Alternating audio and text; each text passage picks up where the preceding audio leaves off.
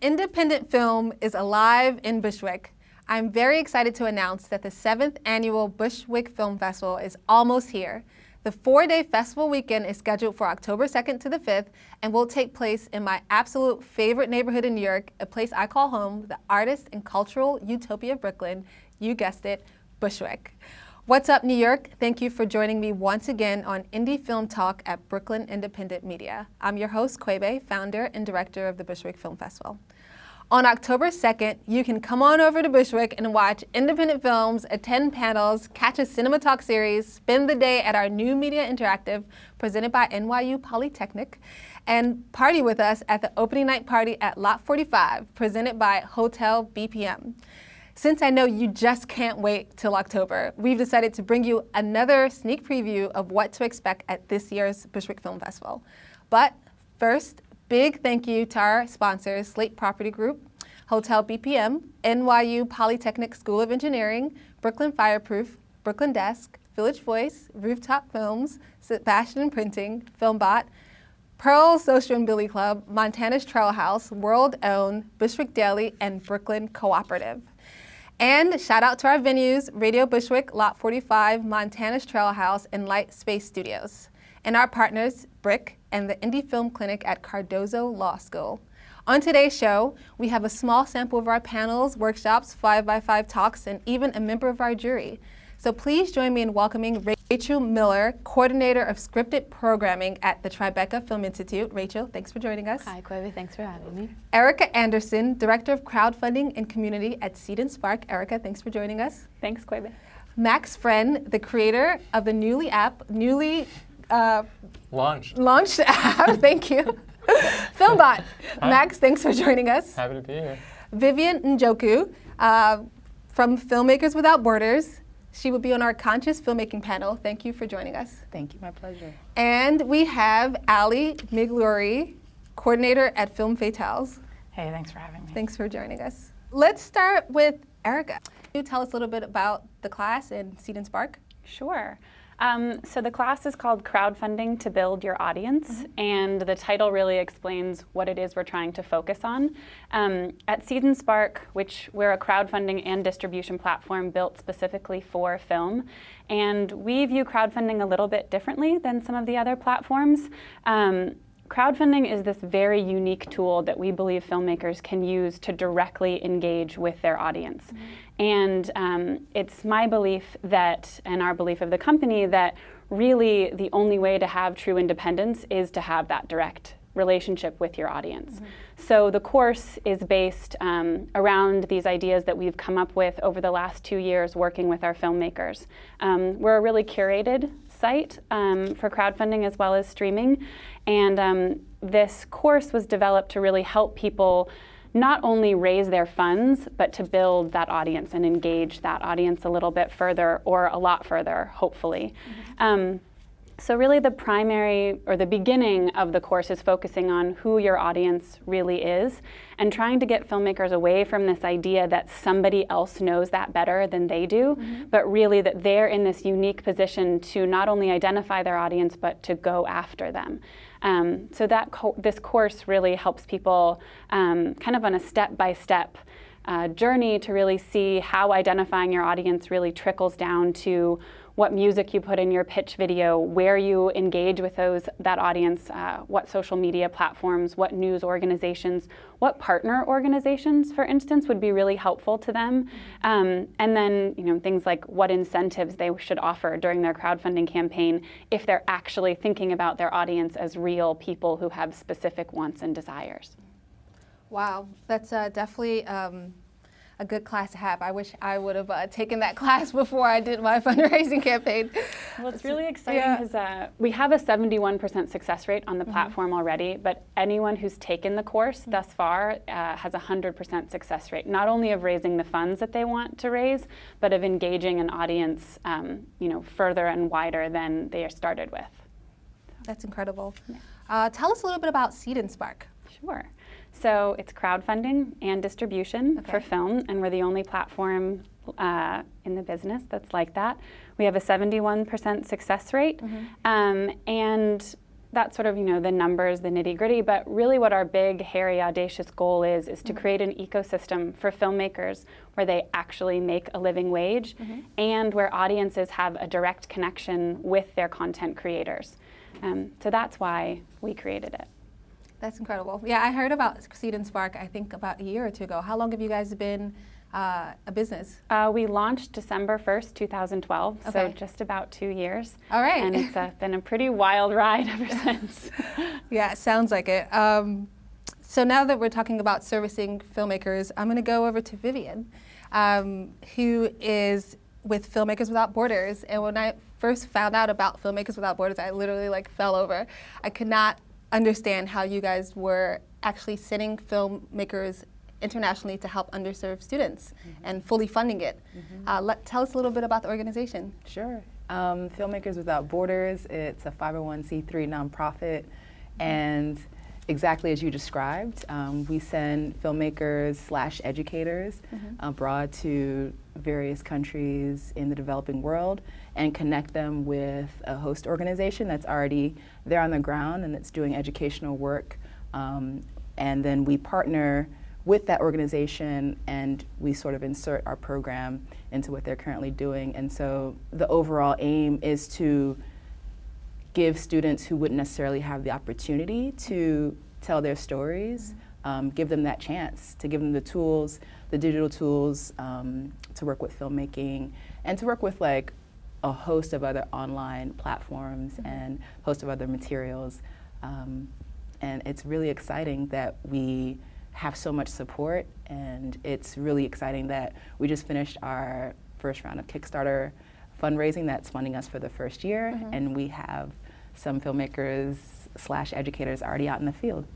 That's amazing. And what countries are you guys working with right now? Okay, so currently we have partnerships with Honduras and Nepal and Cambodia and Thailand, India, Bhutan, and I feel like I'm leaving one out, but let's say that's it for now.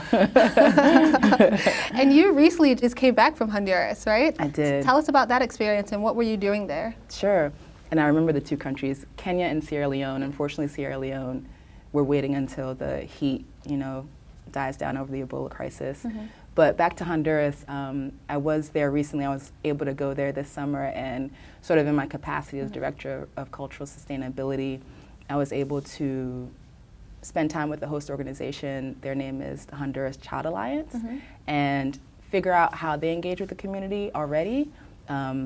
The town is called El Porvenir in Honduras. It's a really beautiful, quiet beach town, and I kind of shadowed what they're already doing and got to meet some of the students, and then most importantly, go door to door and really connect with families. I was able to also do a community meeting to engage families and students with what the work will actually look like when we're there. So it was really a lot of fun, and I feel like it was just the tip of the iceberg, in terms of seeing the possibilities of the work and seeing the possibilities that a new tool can bring to a young person's life. Everyone has a creative spirit, everyone has a need to express themselves in some way, shape, or form, and tying that into what's already happening in the community and people's existing cultural traditions is really important to us as well. Yeah. So if you want to hear more about Filmmakers Without Borders, they will be on our Conscious Filmmaking panel. And speaking of panels, we are going to have a Tribeca Film Institute panel. And Rachel, are you actually going to be on the panel or Yes, members? I'll be on the Okay. panel. So yeah, Rachel will be on our panel, and she's also the feature narrative jury member. So Rachel, can you tell us a little bit about the Institute and your role there and what you guys, what programs are available to filmmakers? Yeah. Yeah. So we are the nonprofit affiliate of the Tribeca Film Festival, which means that we operate year-round, as opposed to just during the time of the festival. Some people confuse us with them, so it's important to make that distinction. And we offer grants and support to filmmakers year-round, and we also have a variety of educational programs. Actually, Vivian used to work with our education department. Right now, we have 4 grants open for filmmakers to apply. We have Tribeca All Access, we have the TFI Documentary Fund, we have the TFI New Media Fund, and we have the TFI Sloan Filmmaker Fund. And I won't go into the details of how you can qualify because they're all particular, but you can visit our website. And you can to come to the info. panel. And you can also come to the panel. Yeah, actually people should, because people from different departments are going to be on the panel, so they'll be able to tell you all that you need to know.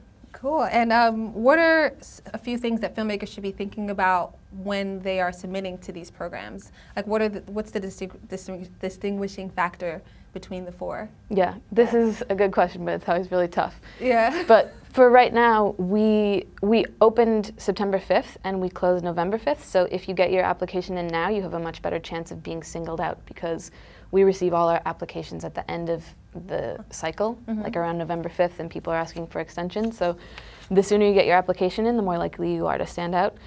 But also, you know, having an accurate, clean application, I think, is overlooked by some people, you know.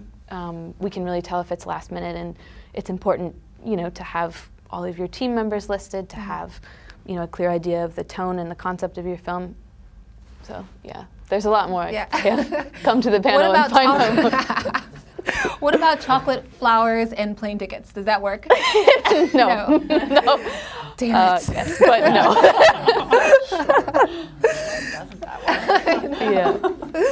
No on the record, yes off the record. Well, one thing about you being a jury member, what are you looking for the best feature film in the mass of all the 5 feature films that you're watching? Yeah, this is also such a tough question, but the best is when you come across a film that surprises you, not just because, I mean, you know, people are retelling the same old love stories and all those beautiful things, but when it's that old story that has a new look and feel and it's something you haven't seen before, you get really excited. And when I read a script or when I see a film that feels right, like when it feels really good, I actually get goosebumps. So if when I see your film I actually get goosebumps, that'll be really fun. All right, goosebumps. It's kind of cliche, but. No, I feel you. Yeah. Max, my co-host. Max, you are the creator of Filmbot. Tell us what that is. Sure. So about a handful of years ago, kind of quietly, we began the mission of trying to create a next generation app for moviegoers. And so finally, that is now live in the App Store for moviegoers in New York City. And what it allows you to do is save and keep track of the movies that you want to see. It allows you to much more easily see all of the theaters and showtimes that are currently playing a film. It allows you to sync that information with friends so that you can immediately look at a movie and see which friends of yours have reviewed it, what they thought about it, who still wants to see it. And ultimately, if you don't end up seeing that movie in the theater, we'll let you know when and where it's available on Netflix, iTunes, Amazon, Hulu, Vudu, all the VOD providers of your choice. So we're kind of, you know, connecting the dots of the movie-going experience in a way that hasn't really been done before. So very excited about it. Yeah, I am too, actually. I really like the part where you know that your friend also wants to see the film. Yeah. So you can like look up a film and then text your friend like, oh, you know, Definitely, let's go see this film together. Yeah, especially because, you know, we really focused on a mobile platform first. And so what that means is that when you see which friends of yours want to see the movie too, you can immediately call or text them through the app, which is really fun. So that whole process is kind of baked into your mobile phone in a way that you couldn't really do a few years ago. So we're really excited about it. Another thing that's fun too is that you can adjust how much you trust each one of your friends' film taste. and that's totally private. That's the 99% of the time the first question we get is, can my friends see that? And our answer is always no, that's for your eyes only. And what that means is that every time your friends score a movie, we generate a Filmbot score for you that's based on scores your friends have given the film who've already seen it, weighted by how much you trust their film taste, right? Okay. So what that means is that you might have friends you trust who love the film, and you might have friends you trust who hated the film, and for you the Filmbot score will be positive, and for you might be negative because you might really enjoy it and you might not. And so it's kind of the first kind of dynamic scoring system that reflects that we all have different tastes in film, and one score doesn't fit everyone. So that's going to be fun as well to kind of see how people play around with that. Yeah. And what are some of the things you're going to be talking about at the 5x10 talks? Sure. I think one of the things, definitely, it being a festival and us being, very excited to be there and kind of embrace this kind of celebration of film on the ground level in your community. One of the things that we're going to talk about is that a lot of the special screening content that falls through the cracks and other, movie-going platforms like festivals, sneak preview, Q&A, outdoor, retro, all that sort of stuff is going to bubble up on the Filmbot platform as well and kind of let you know about it. So that's something we're excited about. We'll also be evening the playing field between independent and mainstream films so that filmmakers can let moviegoers know that their films are coming out months in advance so you can see them, and so that filmmakers can more easily get back in touch and kind of close the loop with moviegoers when their films are actually coming out, get them excited about it beforehand, but also let them know, hey, it's out either in theater or on VOD or on your own website. So there's a lot of different ways that you can kind of reconnect with that moviegoer when you give them the ability and give them the sort of power to save their films. So we're excited about that too. Wow, that's pretty exciting also for film festivals because like you just said, when I was at when I went to Berlin this past winter, a lot of the audience members there were very frustrated because they would see a film at the festival and then not know when it would be back into theaters or not know where they could go see it. They would wait a year or two, So it's really cool to know that there's an app out there that you can follow a film, Yeah, it's really like a continuum, your kind of experience of watching a movie. And previously they've been in all of these different silos, so we've just kind of always seen it as connecting the dots of that experience, so I'm excited about it. Well, thank you for creating that app for us. Sure, yeah, happy to share it. We are going to go over to Allie. Allie, you are a member of Femme Fatale. Yes, so I'm actually the coordinator of it, and Leah and I are kind of the dual partners. She founded it and is it's brain, but I've been lucky enough to come on and really see it grow hand in hand with her, and it's grown a lot. I don't know if would you like me to talk more about what it is? I mean, I love Femme Fatale. You guys are one of my heroes, basically. There's a quote that you have on your website that is a group of filmmakers who make each other's dreams come true. I thought that was beautiful. Yeah, and that's kind of that is in essence its mission statement. It started with Leah about 2 years ago was in kind of the finishing stages of her film, I Believe in Unicorns, which that's how I actually met her, was through that film. I was an associate producer on it. And so she was trying to figure out, where to go next with it. And rather than picking all these women's brains in coffee shops, she's like, I should bring them all together. And so it's not just, it's indie filmmaking, but then it's even a smaller subset, which is female independent filmmakers, which is, not too rare in New York, but at the same time, it's a really rare community to be had. And that's really where it started, and now it's blossomed. We had 3 gatherings yesterday just in New York. We had 1 in LA yesterday, in Detroit, New Orleans. We're starting in Sydney, we're starting in London. The new ones kind of really prospered after the Filmmaker magazine article that Danielle Lurie, who's also a member, wrote. But it started with a simple idea of just bringing women together in a small community and over food and wine and talking about problems. Not even necessarily talking about the art of filmmaking or, oh, come see my film, oh, come see mine. It's no, let's talk about, problems with just finding a day job and also being an independent filmmaker. Or last night's topic was do we feel as filmmakers we have a responsibility to convey hope in our films? So it really, it's a broad reaching kind of discussion. But at the end of the day, what that fosters is a really incredible community who are kind of bound to each other in a very real way, not just this artificial, let's all go to this happy hour and talk and schmooze. So, and then there's also within that, one, and the positive aspect of that from a career standpoint is that there are shared resources. We do have Fatale's programming, Leah's on the panel here, but we also have a panel at Bushwick Film Festival, but we also have a panel coming up Woodstock. We just had one at Munich.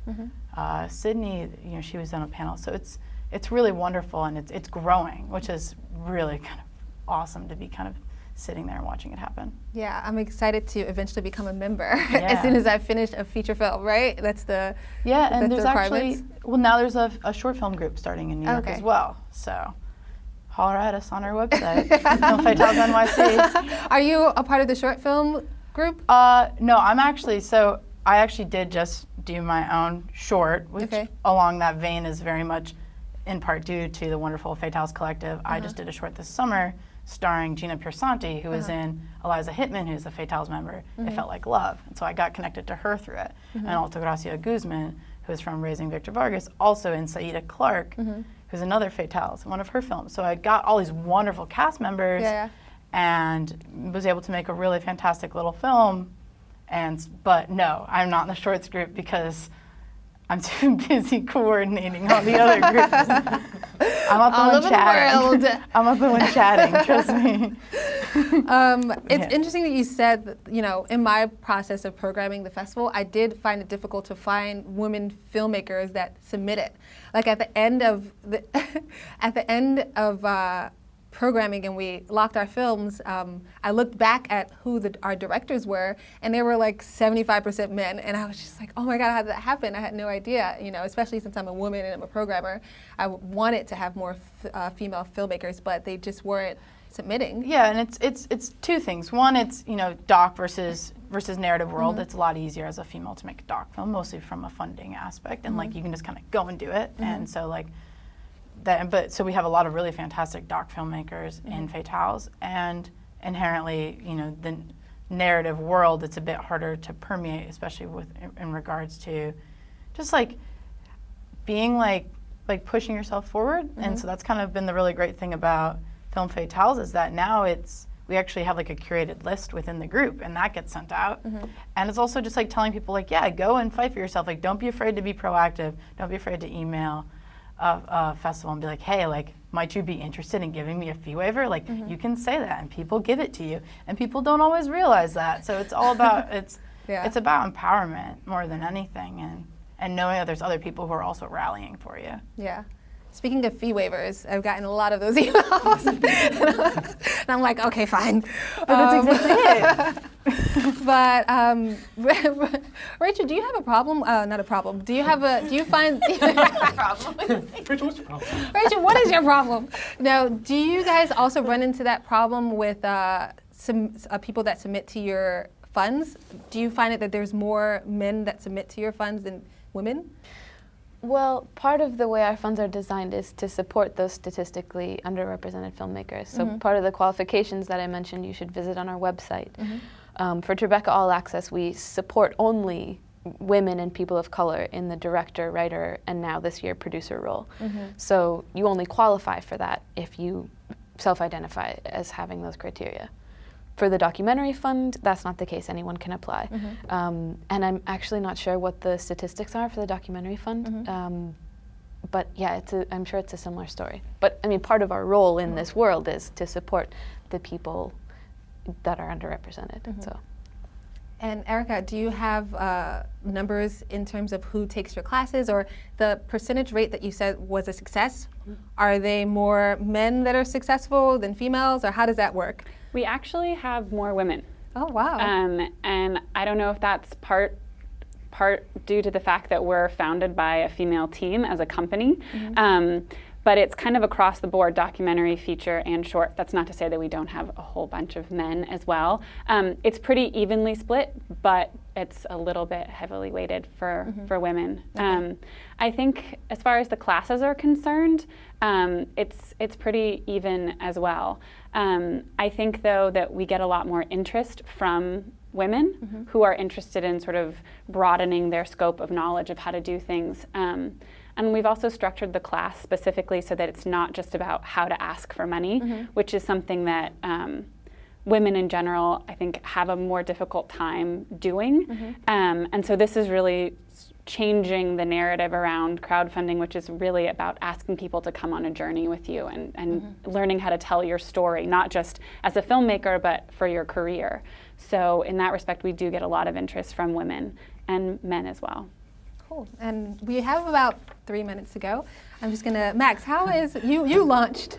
Yeah, finally. How is that going? Good, awesome. If you actually call the customer service number, it goes directly to my phone. Okay. So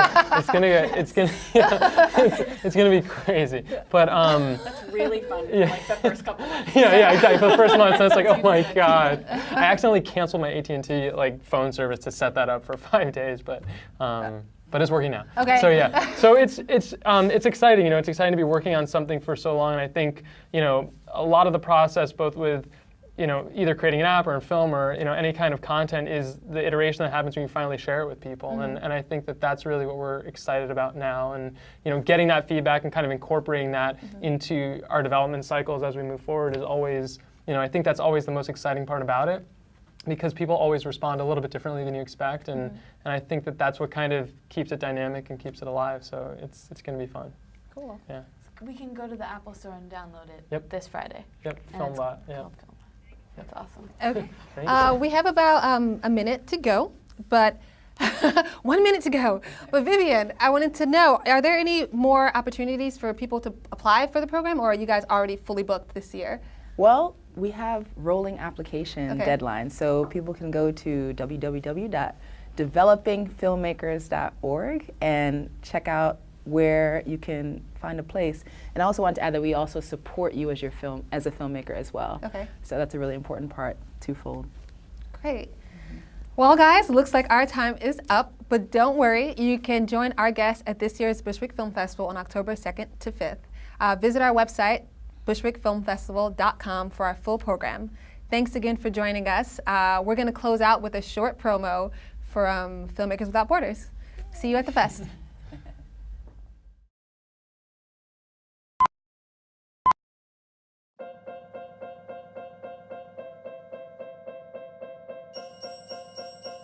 Filmmakers Without Borders is a nonprofit organization that is dedicated to empowering youth voice through digital media and digital storytelling in the developing world. Filmmakers Without Borders empowers youth by allowing them the resources to develop their own films, It teaches people how to work together, how to collaborate, to explore an art form that they may have never been exposed to, how to work in the community, how to problem solve. and to really share their ideas with a much larger audience. Filmmakers Without Borders sends teaching artists abroad for 1 year to teach filmmaking in developing countries. We provide them with the equipment, we set them up with schools in underserved communities, and they teach media literacy and storytelling to students. In our program, students will learn all the technical aspects of digital storytelling.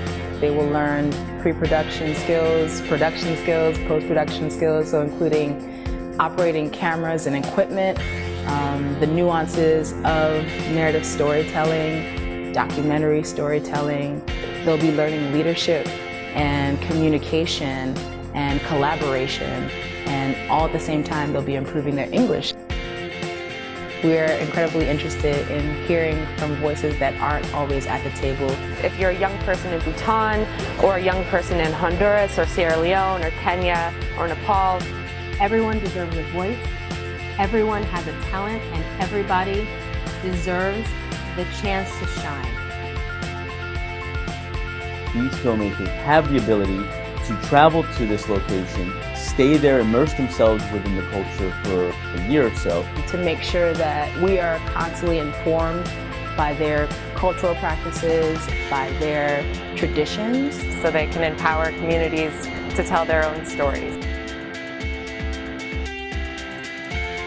As artists, teachers, storytellers, this has been a dream of ours for a long time, but we can't make it happen without support from people like you. Spread the word, tell friends, tell family, every little bit counts. We really need you to come through and be a part of our growing community. Through video reflections and blog posts and photos, you'll be kept up to date on what your volunteer is up to. Whether you donate a little or whether you're capable of donating more than a little, every little bit is appreciated and will help us take one step further on this path of reaching out across the world to empower youth voice. Thank you.